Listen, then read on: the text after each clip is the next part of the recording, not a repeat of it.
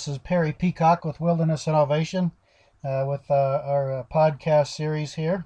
And this week's subject is skills and skill building. And in particular, tonight the skills we're talking about is sleep quality. Now, you may not think of sleep quality as a skill, but how many people have trouble sleeping? Especially consider when you're up camping or when you're out away from your bed, from your normal sleeping environment. How well can you sleep?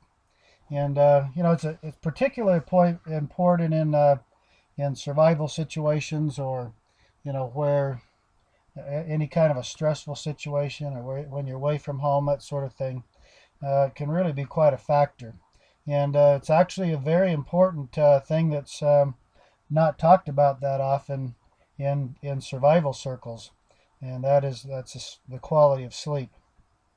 One of many of my favorite mentors in the having to do with survival is Morris Kahensky, and I've got a collection of handwritten notes that some things that he jotted down, and one of the things he wrote that I really like is this, and I quote.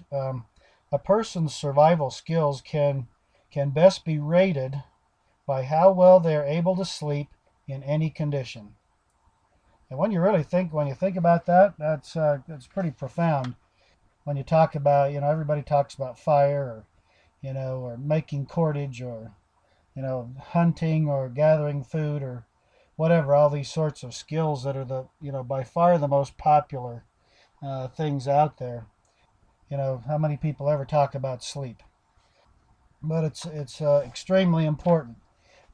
And as he says, that's his way of being able to rate how good somebody is. How good their skills are in survival is how soundly, how long can they sleep. That's quite an important thing. And in light of that, I wanted to start off the podcast here with. I did a blog back in October of 2011, and it was called "Sleeping for Survival." It's on our website back in the archives on the blog. And I went through a few things in there. I wanted to highlight a couple of things here before we get into the sleep quality, and just kind of hit on the importance of sleep. I'm sure everybody's heard of the rule of threes. It's a common thing that's talked about, and there's some that are more detailed than others, but one of the common ones is you can go 3 minutes without air, 3 days without water, 3 weeks without food, 3 months without social contact. And these of course are all very general, but kind of roughly accepted in throughout the world, as far as kind of a general guideline, I guess you could say. But one of the things we need to consider is how long can you go without sleep. All of us can probably look to some various times in their lives when perhaps you've not gotten the sleep you needed and got very, very tired, and then try to do something. If you think back on any of those times, sometimes some of the most miserable things I can ever remember is times of when the extended times of very little sleep.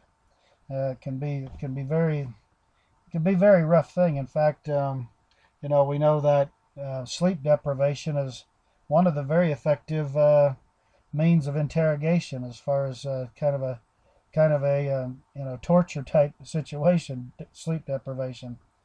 So let's talk just a little bit about sleep, so we fully understand what we're doing here, and that way we get into the sleep quality. We kind of have a basis to understand everything by. And to me, the way I like to put it is, let's imagine that you've been out on some activity, hiking or something way back in somewhere, and it's been just a grueling, exhausting day, fun day, whatever, and then something happens, and you're not going to be able to get back to either back home or back to your base camp or whatever, and and perhaps it might be a few days in fact. And now you start looking at, okay, now you're already exhausted. You've got to set up a camp. You've got to try to make yourself comfortable for the night. All those sorts of things, and you've got to try to get some rest and try to recover from being exhausted already. Now, if you can't sleep, you're really going to be in a rough bind in short order. So let's just look at a couple of things here. One of them is sleep deprivation is a killer. Even in our normal civilized lives and everything like that, car accidents, various accidents in the workplace, different things like that. A lot of those are tied to, a person's lack of sleep. And we don't talk about it as much as we talk about perhaps impaired driving, due to drunkenness or drugs or something like that. But sleep impaired situations can be every bit as deadly, and they don't carry the same connotation with them as some of these other things. So let's just look at a number of the effects of sleep deprivation, and as I go through the list, I'll kind of briefly talk about each one of them, and not too much, but just a little bit, just a few comments. As I go through this list, I want you to think about three things, and that is this sleep deprivation and the symptoms or the results of it. Look at how many of those are similar to what you've read or experienced with hypothermia, with drunkenness, or drug use. And so let's just kind of go through there. The first one I want to mention is slurred speech, stuttering, or slow speech. Everybody knows that, as far as especially hypothermia, that's very, very common. But that results in sleep deprivation as well. Another one is reduced speed and efficiency in performing tasks. So it takes a little longer to do things. It's a little harder to get the body to do the things that normally just click right out with no problem. Lack of coordination. You can have things that you normally do all the time without hardly a thought, and all of a sudden it's like you're struggling to do them. Your brain can't seem to focus in well enough to make everything happen. It's just not all coming together. And this next one is a very important one, and I read about it. I think it was in Gonzalez's book on survival, where he kind of goes into a lot of what the how the brain works and functions and that sort of thing. But with getting very little sleep, the body doesn't regenerate as it should, and one of the things most important of all that doesn't regenerate and everything like it should is the brain. Sleep's needed for the brain to regenerate proteins for neurons. It's important in the brain to have rest and sleep to form new memories and to generate new synaptic connections. And so all these sorts of things, as you become more and more exhausted and your body gets less sleep, all these sorts of things in your brain are starting to break down on you, and that contributes to all kinds of problems, as you may well imagine. Uh, um, Poor decision making and things like that can result from that. Another thing is trouble thinking in an imaginative way, um, like being creative, and that's got to be very important when you're out there in some kind of difficult situation, a survival situation or whatever. If you're having if you're really in a spot and you got to think of, oh my gosh, I need something, I need to construct something, or I need to get across somewhere. I got to think of some way to do some certain task that's kind of out of the ordinary.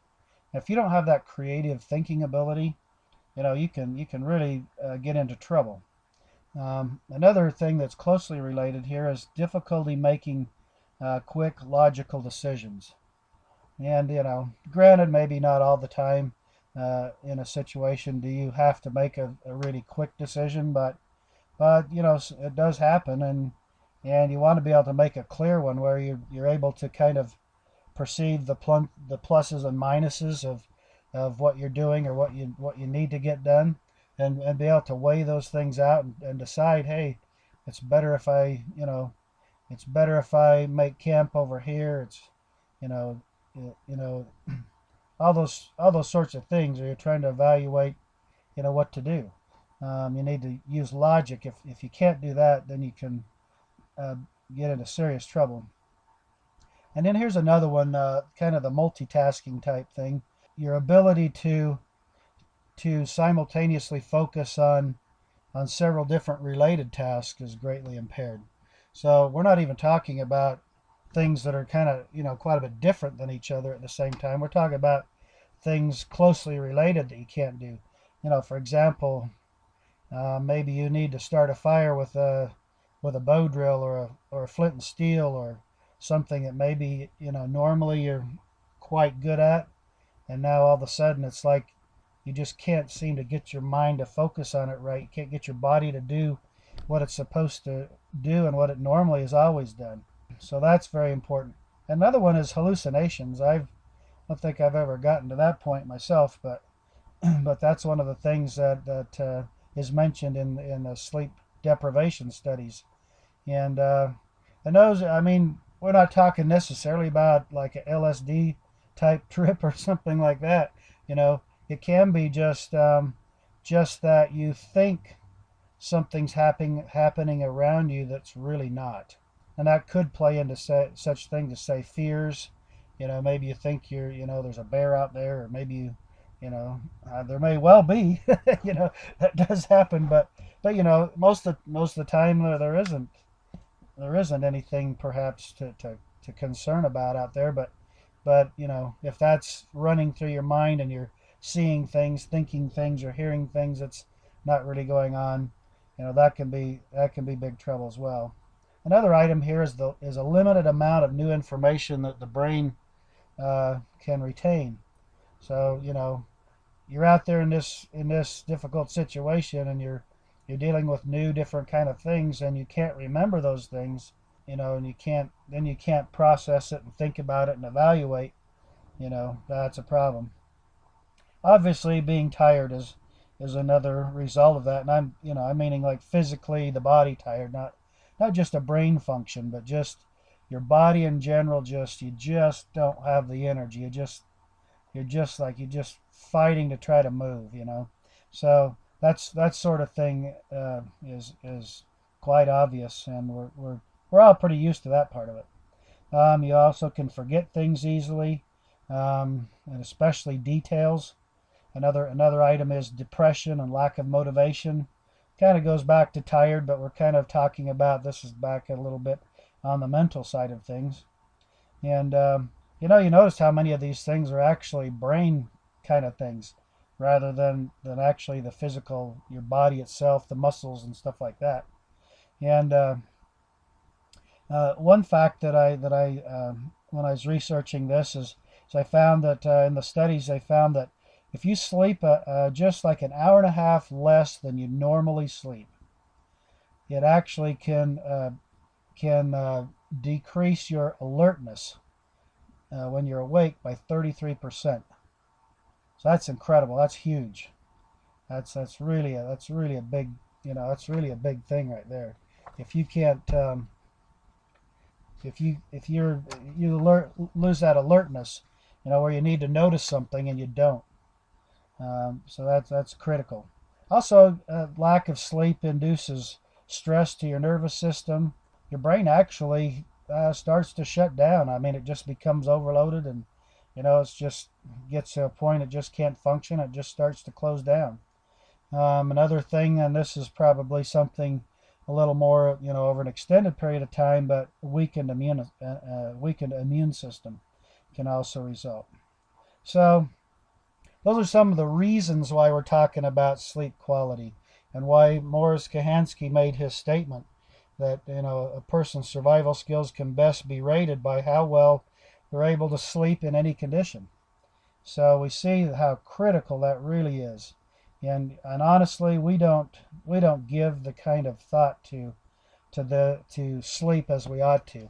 How many times do we pull into a camp, we hike or whatever till the last moment of light or whatever, and we say, well, I'll camp right here. So we throw something together, we get a fire or start a stove, get some kind of a meal down us, and then it's like sleep is just the last thing we ever think of. It's like, okay, time to go to sleep, and we've made almost no preparation for it. So in that situation, that gets us into that danger area just from the fact that we spend no time or very little time preparing for a good night's rest. And I think myself, if we'd spend as much time working on how to set ourselves up for a great night's sleep as we do for starting a fire or cooking our food or whatever, we'd probably all get a lot better sleep in the outdoors. And in fact, there's ways that you can sleep very comfortable most all the time in the outdoors in virtually any situation. And we just need to practice those things. And that's why I say that's why sleep quality is part of the skills podcast tonight, is because being able to get quality sleep is actually a skill. It doesn't just automatically happen. It's something we have to learn to do. It's something we have to think about, and we have to kind of develop a habit to make that effective in our lives. Now, what I did just to kind of help things along, now we'll kind of get into some of the things here that prevent us from having a good night's sleep. And I just made a list of about 12 items here, and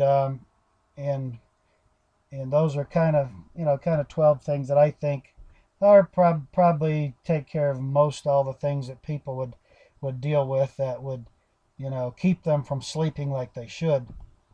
So let's just kind of go through this list, and I won't bother to read through the list itself or anything like that first. We'll just kind of dive into them, and these aren't in any particular order or anything like that. They're just items in a list, and the order basically, or the priority, is really depends on your situation, your circumstances. Something that I've got listed at number 11 or 12 might be number one sometime, depending on your circumstances. So I think if we kind of go through these, and then you might want to make your own list and just kind of think about, and really it's probably pretty easy. I kind of took some of the things that I've noticed and tried to think of things that would probably bother other people or when I've talked to other people. But you yourself, in your experience through your life, when you go out and you just get a horrible night's rest, you can probably think back and pinpoint, well, what was it that caused that? So make a list of some of those things to personalize it. And the way we overcome problems and difficulties is to think about what they are, evaluate what caused that problem, and then figure out how can I correct that. And when we're dealing with the outdoors, well, we have a lot of varied circumstances. So you may not be able to make like one concrete thing that, hey, this solves the problem, because that might work well out on the desert or up in the mountains somewhere, but it doesn't work very well in the wintertime, or maybe it doesn't work very well when it's really hot and you're in an area that's void of trees. So there's a lot of different factors. So when you think about those things that in your life and have experienced that cause you to have a poor night's rest, try to think of some of the different conditions that you might be in, and try to resolve how you're gonna deal with that. And I'm pretty big on. I'm not so much concerned about how I do in the jungle in Costa Rica or whatever, in the Amazon rainforest or something, because probably I'm not ever going there. I mean, if something like that ever came up or something, I'd have to try to do a quick study on it. But I'm just kind of looking at the common places that I'm going to be, the common place you're going to be, and take care of those things. So let's start off. One of the first ones, and I do quite a bit of winter camping. I probably camp about as much in the winter as I do in the summer, in the snow and all that sort of thing. So let's start off with warmth.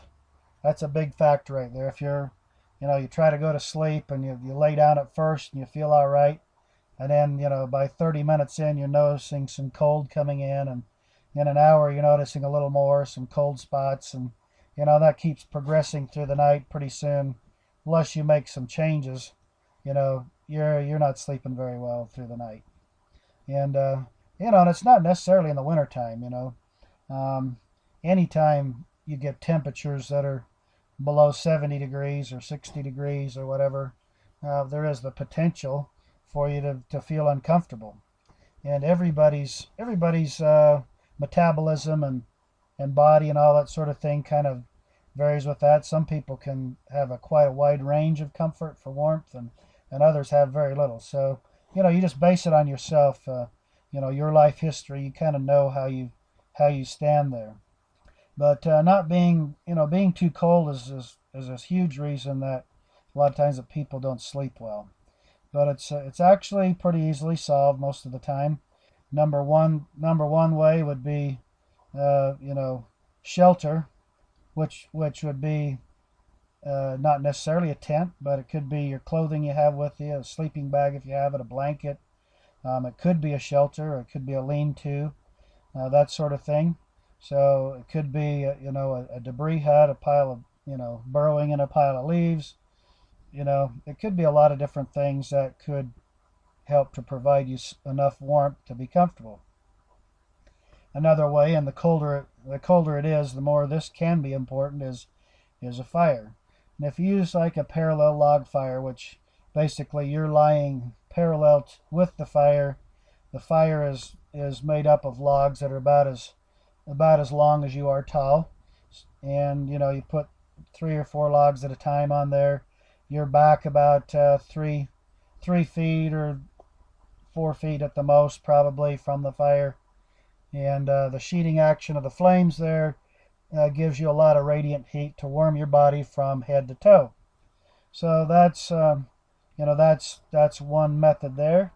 Along with fire, you can do things like heat rocks and put them in the ground, cover them with some dirt, sleep on top of that. You can build a fire, then move the fire somewhere else, and then sleep on the area that the fire is warmed up. So there's a ton of different ways, but just a couple of thoughts there, really. And so that's kind of it. Just kind of in general, staying warm. And so that's that item. Many times that's all it may take, and you're comfortable and good to go for the duration. Another item is keeping out the wind. A lot of times, wind is just a huge factor. You might not even be in anything that's all that cold, but when you add the wind, it can be just enough to either be dangerous or just enough to be uncomfortable. And typically, if you're not comfortable, you're not sleeping. And so this can go back to sheltering and that sort of thing, where you're trying to keep the wind off of you, trying to keep the effects of the wind from chilling you and that sort of thing. And that can be done with the things that I just mentioned, with warmth. And so, clothing, layers of clothing, some kind of shield. Many times you may not even, a lot of times people don't even need anything overhead necessarily, or some enclosed things. A lot of times all you need is just a windbreak. I remember one time way up in the top of the mountains when I was in my early 20s, we went up and got caught in a storm up high, and we couldn't get back down to our base camp, and we're kind of trapped up in this high altitude bowl in a storm, and wasn't all that cold, but it was enough. It could have been dangerous if we stayed exposed, but we just got sagebrush, and we just, that's mainly what there was up there, so that's what we used. But there was 3 of us, and we gathered sagebrush till we sick of gathering it. We piled it up in a big old ring, high and thick and everything, several feet thick. Packed it down really good, and we all crawled inside the middle of that ring, and we had us just a small fire is all we needed. But the main thing that all that brush around us did was it kept the wind from driving in on us. So that's a good deal there. Many times a poncho or a tarp or something like that can be used to, just to keep the wind from driving at you. A cave, an igloo, a hut, some kind of, a tree well, a drift, all those sorts of things can be things that will keep us from being exposed to the wind. Another factor is staying dry. And of course, in cooler weather, that's more important typically than in warmer weather. And it's so easy to get wet. You've been out hiking, or you're building shelter, or you're doing whatever, and usually, you just slip up just a little bit for an hour or half hour. First thing you know, you've got wet inside, and now you want to lay down and go to sleep. Well, that moisture is going to conduct heat away from your body. That water does 20 times faster than air. So that moisture in there can really be a dangerous thing, and it can also, even if it's not dangerous, it can cause you to lose sleep because the moisture makes you cold in there. So there, that deal right there is preventative, is a lot of it, trying to prevent yourself from getting wet. And if you do, try to dry yourself off if you can before you go to sleep. If you have a fire or something, um, those kind of things that you can do to try to dry out. A lot of times I've found, I did some testing a few years ago uh, where I had some different gear, and I purposely, just kind of stood out and laid around in the forest during a rainstorm that was forecast to change to snow during the night, and kind of measuring the effects of doing that sort of thing a number of times. I found that stripping down to my underwear, even though it was snowing, and just in a little light blanket, I found that I was considerably warmer doing that than I was, having my damp clothes or my wet clothes on me. So, you think about some of those kind of things. You got to do whatever you've got to do to make yourself comfortable. Another item here, number 4, that I've got on my list is feeling safe and secure. Now, this is kind of a mental thing, and it can be a variety of things can happen. Sometimes people are concerned, just worried about creatures, animals or insects or whatever, or it can be just some kind of fear. If the wind's blowing a little bit, maybe worry about a tree falling on you or something, or sometimes your mind kind of plays tricks on you, and maybe you get kind of concerned where there really isn't anything, but it's bothering you, and that can prevent you from sleeping. It doesn't matter what it is that stops you from sleeping. If you don't sleep, when you wake up in the morning, you're going to be dead tired. So it doesn't matter what it is, we got to deal with it and alleviate that. So to deal with that, since that's kind of, in a way, that's kind of a mental thing, sometimes a lot of that can be solved by a shelter, even though sometimes the particular shelter you're in really does nothing to, to literally take care of the problem you're worried about. Sometimes just being in there takes care of it. A lot of times, and this goes back to fire, fire is very comforting, and it gives you confidence. A lot of times, little fire that maybe you don't need it for heat or anything. Sometimes just something, just for comfort. If you need to, you can lay by the fire, pile up some sticks for firewood during the night, and when you feel it kind of go down, just throw another couple on there just to keep it going if you need to. That sort of thing. The real, I mean, if you're out there and this is happening to you, you have to do the best you can to alleviate that, and just tell yourself you don't have to worry about it. Think about something else. Think about something good that's happened, or whatever. One thing about this item number 4, feeling safe and secure, a lot of that I think is preparation, because the more that you're out in these environments and all this sort of thing, the better your experience basically gives you confidence. You've been out there, you've experienced a number of things. This isn't something new to you. You know, you've been there, done that sort of thing. That gives you confidence and security as far as that feeling in your mind, and that can help prevent it. Now we went with my sons and my son and some friends. What was it, last year? And one of the guys that came with us was in his 30s, and this was the first time in his life he'd ever been camping. And this guy was up.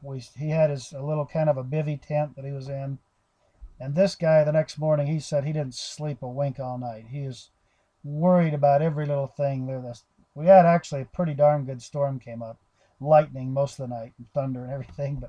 But he was worried about animals. He was worried about this and that. And I was tired. I'd kind of helped set up some people's shelters and stuff like that. And I just laid my Wilderness Innovation, my little PSS, my poncho. I just laid it on the ground between some pine trees on a bed of pine needles, and I threw a small tarp over the top of me, and I just slept like that. And I was fine. But this other guy, he was just worried all night long. He said he finally got to sleep when he realized I was out there with, just kind of laying out there with nothing, and I was all right, so he'd probably be all right. He finally got a little bit of rest. But anyway, so, I think some of that is really, as far as security goes and feeling safe, some of that is just really related to experience. Now, comfort, this is item 5 on my list. And basically what that is when you lay down, how many times have you done this? You lay down on a spot, okay, here's where I'm going to sleep, you're on the ground or whatever. You feel a little something and I don't know, I'm not worried about that, that'll be fine. Well, by about 1 o'clock in the morning, somebody might as well be sticking a tent stake up your back, So some of those kind of things, when you set up your camp, try your bed out. If everything isn't just right, fix it right then. It's a lot easier to fix it right then when you're making up your bed and all that sort of thing than it is in the morning, because a lot of times, if you're like me, I don't really feel like getting out and fixing something, so you lay there and you suffer with it through the night. So that's one thing. There are some things that help you as far as comfort wise. If you have an air mattress or a foam pad or something, that can help. Try to select a good spot that when you lay down on there, it feels natural and comfortable to you. If it doesn't, move around, make some adjustments, and make it comfortable. Because if you're not comfortable, you're not going to sleep very well. And you're going to wake up in the morning tired. And if you're in a survival situation, here you are having to deal with another day, and you start out just tired. So it's very important. It's really more important to get a good sleep in that situation than at home when you really have nothing else to worry about. So, take care of those sorts of things. I like to use, if I'm sleeping on the ground, I like to make I call it a wilderness mattress, but it's either boughs or bark or like pine boughs, juniper boughs, whatever you can that's soft and all that sort of thing. Pile that stuff up, 6, 8, 12 inches thick, whatever, and lay on top of that as kind of a mattress. You can also, it's hard to describe here. I think we got some pictures. I don't think we shot a video of this, but you can make if you have some logs, you can make a bed, kind of a mattress frame that you use logs as the main structure, and you put willowy type material in between that to lay on. That gives you kind of some springiness. Throw a few boughs and stuff like that on top of that, and you can be really cozy and comfortable. So just kind of think about some of those things. One of the things I like to do if I have a small tarp, say I'm out on the West Desert out here where I live in the Great Basin, pile up some juniper boughs on the ground about 8 or 10 inches thick. Take your tarp and take half of it and just stake it down over top of this pile of boughs, and then take the other half of the tarp and pull back kind of at a 45-degree angle to make kind of a lean-to type deal. And what that will do, by staking down half of it, it contains all those boughs. into one spot, and then you have a some kind of a roof over you, wind block or whatever. So that works really well. Another thing that I really love is a hammock, and I've never been a hammock sleeper much in my life, but since we made our PSS, our poncho that makes into a tarp or a hammock or a swinging chair or whatever, I love sleeping in that thing. It's 5 minutes, you're set up. Doesn't matter if the ground's rough or rugged or whatever. Pile into that thing. Comfort is there. The only thing you got to add is warmth, and you're good to go. So that's very, very simple, very easy to do, and that sort of thing. And I already talked about a windbreak and everything to make sure you're not have a driving wind that's something to irritate you, to bother you, to kind of keep you awake. Item number 6 that I've got down here is noise levels, and most of the time in the outdoors that's not a huge problem. Mostly like if you have a storm or something, that sort of thing, or sometimes you can get some odd sounds out there, some creaking sounds, cracking sounds. Sometimes too much of that can kind of keep you a little more alert and perky to where you just don't, get down and sleep like you should. That's not a big issue, but it's just something to think about. Item number 7 I've got here is wellness, or that's like well-being as far as illness. It's also injury, that sort of thing. Um, So, if the cause of your problem is an injury, like you've broken a leg or an arm or cracked something, sprained something, you're probably not going to sleep very well. And there's not a real lot you can sometimes there's not a real lot you can do with much of that, and depending on your exact situation. But still, try to figure out some kind of way that you can make yourself as comfortable as possible, so that even in the event that you don't, sleep your ideal night, at least maybe you can sleep a half hour at a time or something. Try to get something, at least everything kind of slows down a little bit. You just do the best you can with that.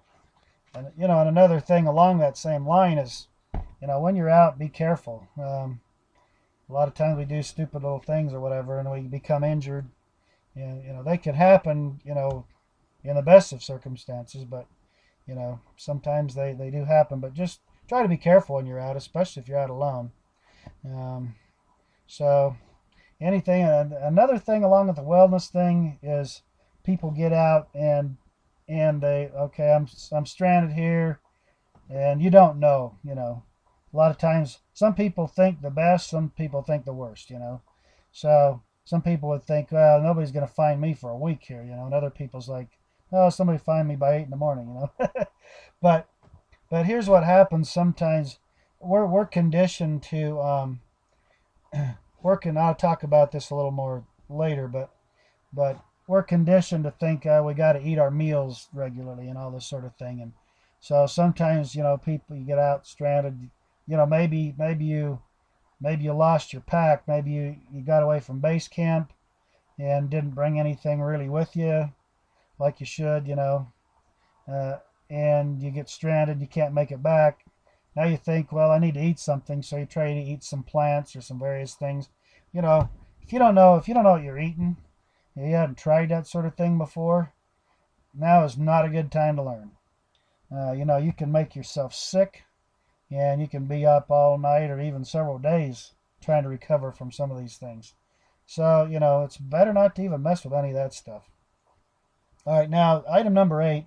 This is if you're in a situation where there's a group of people. You're with in a group that you got out stranded somewhere, broke down, whatever.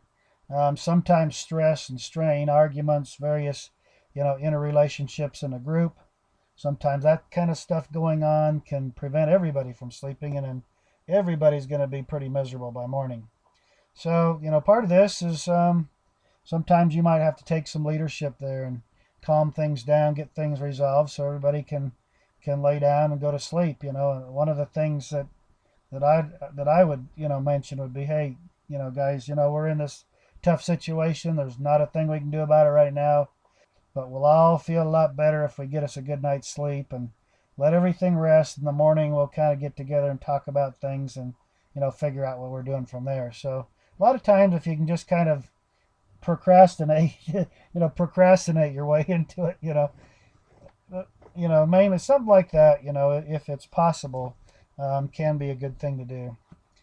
Another item here, number 9, is mental state, and that's it kind of can reflect back to the worry thing that we talked about a few items ago. But confidence and all that sort of thing is kind of where you're at, and making yourself comfortable will go a huge way to making your mental state positive. And as I mentioned before, your experience. The more things you've tried, the more you've been out, and that sort of thing. I mean, you can watch videos or you can listen to my podcasts or everybody else's tell you're 85 or whatever, but there's nothing that substitutes for getting out there and trying some things, experiencing different things. All that kind of thing builds your body of experience. And the more experience you have, the more confidence you'll have. Number 10 is hunger pains. You get out in an extended situation. Most of us, if we go one day without food, we're going to be feeling the hunger pain because we're conditioned to 3 meals a day, or in my case, typically 2 meals. But whatever, you go a day, you're feeling the hunger pains. And the way we try to alleviate that, and here again, if you don't know certain things that you can eat, don't go trying to just learn what's good on the fly there. It's not a good thing. Another thing, especially on your first day of some experience, don't think, hey, I got to go out and kill some animals or whatever. I got to go hunting, some kind of deal. Really, you need to take care of your basic needs first. Food, you can go like in a rule of threes, 3 weeks without food. And I got stories of people. One woman in plane crash in the Yukon up there. They went over 40 days in the wintertime without anything but enough snack for day one. And they were actually, other than plane injuries from the crash, they recovered in a short order and were out of the hospital.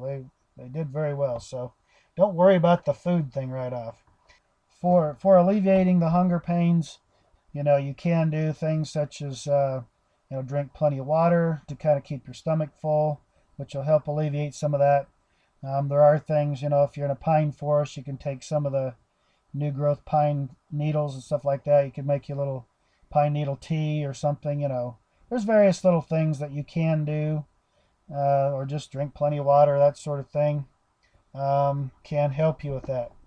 And typically, I'm not experienced at this. I want to try it sometime. I haven't yet. I think I'm too addicted to food, but for everything I've studied over the years, typically after about 3 days or 4 days, hunger pains start to alleviate and kind of go away. A lot of it, I think, is probably psychological from our habit of eating, that sort of thing. But regardless, I mean, you just do the best you can with that to alleviate it. Item number 11, and we're getting close to winding down here, but item number 11 is a smoky fire. A lot of times people build a lean-to, you build a fire in front of it, and the wind comes up and it blows the smoke into you all night long. And you're sitting there choking and gagging all night long. And the way to kind of take care of that is sometimes it's not as predictable, but a lot of places where you can kind of see how the wind flows normally, morning and night, that sort of thing. If you pitch your shelter, like say you're doing a lean-to, for example, pitch that shelter so that it's parallel with the direction the wind flows. That will have more of a tendency to carry the smoke away from you, towards your foot or your head, kind of going in that direction away from you, rather than if you're perpendicular to the wind. What happens is the wind currents, as they pass over you or your shelter, is they start to curl, and they'll curl down into you, and you wind up with a ton of smoke in there, and you'll have some real problems. So try to alleviate that the best you can. Try not to have a smoky fire in the first place is helpful. But here again, you do the best you can. Item number 12, the last item, cold feet, and this is a big one for me, and there's some other people I know. I can have every part of my body laying in there ready to sleep, and I am like cozy as I can be. Everything is just beautiful. And if my feet start getting cold, I'm done. I am not sleeping. And everybody has their little difficulties. For me, my feet get cold easily, so that can really be a factor. One of the things that I can do, and anybody else could, is have change your socks when you go to bed. Have some nice thick wool socks, even a couple pair, especially if you don't want them constrictive, so that because you're laying down now, and so your blood flow is not as active as standing and walking around. But kind of go by the feel of it. But that can be helpful. Nice dry socks on. You can carry some extra insulation with you, or do some extra things if you have an extra jacket or vest or something with you that you don't need for sleeping. You can fashion that as kind of a bootie around both of your feet together to help keep them warm. If you're laying on the ground or whatever, you can pile leaves or whatever like that. Kind of fashion that as something you slide your feet in to kind of give some extra insulation. That can help. One other thing, if you do have a fire, you can also always heat up some fist-sized stones or whatever and wrap them up in some clothing or whatever after you kind of dust them off out of the fire, so that they're not like really hot against you, and put those down around your feet. Those a fist size or a little bit larger stone can be warm for hours on end, so that can be helpful. Sometimes I like to use stainless steel single wall water bottles that I can put in the fire. Sometimes I take a hot drink or even hot water, heat that up in there, screw the lid on, throw that down around the feet. And I've found that, a 24-ounce bottle or thereabouts, that thing will stay pretty nice and toasty for a good part of the night. So those are some things right there that will help you to get a good night's rest. And that's about the end of the podcast tonight on skills, sleep quality. And I hope this has been helpful to you. Basically, just take the ideas I've presented and just kind of think about those things and personalize it. If you think back over your life on your experience camping out and your sleeping and all that, just write down a list of those things that have bothered you and stopped you from having a good night's sleep. And then next time you go out, you make sure that you try to do things that overcome those things. And I think if people would make a goal of trying to do what Morris talked about and gauge your survival abilities by how well you sleep, how comfortable you are, start making that a goal to see how comfortable can I be when I sleep, and can I sleep so I just go to sleep so I sleep the whole night through without getting up. Try to make that a goal that you work towards, and you'll find that training and that exercise will make your campouts and your survival situations and all that much more comfortable. You'll have more energy. You'll be safer because your mind will be sharp and alert. Your body will be rested and strong, and you'll have the energy you need and that sort of thing. So anyway, thank you very much for listening to this podcast tonight, and we'll look forward to getting another one coming in about a week or so. And this is Perry Peacock with Wilderness Innovation for Simplifying Survival. You take care, enjoy your time out, be safe, and practice getting quality sleep when you're out. So take care and have a good day.